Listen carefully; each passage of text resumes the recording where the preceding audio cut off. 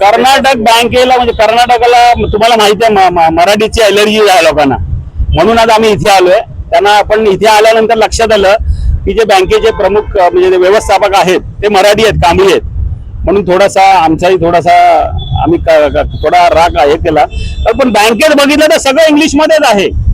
तर त्यांना आम्ही आता सांगितलंय प्रेमाने, आज बोलू आज जोडून उद्या आज सोडून येऊ. तेव्हा त्यांना 12 घडीचं पुस्तक दिलंय की हे पुस्तक घ्या, याच्यात मराठी काय काय लिहिलं जातं त्याच्यात बघितलं त्यांनी सगळं इंग्लिशमध्ये. हेल्मेट काढा तुम्ही, हिंदीमध्ये लिहिलंय. पण बोललो ना मराठीचा ह्या लोकांना काय त्रास आहे मला माहित नाही, परंतु आज सांगितलंय. ज्यावेळेला आम्ही एक आठवड्याने येऊ तेव्हा जर इथे हे आम्हाला दिसलं नाही, जर मराठी बोर्ड वगैरे दिसले नाहीत, तर मग तुम्हाला बाकी काय सांगायला नको कोणाला. आम्ही आमच्या पद्धतीत काम करणार.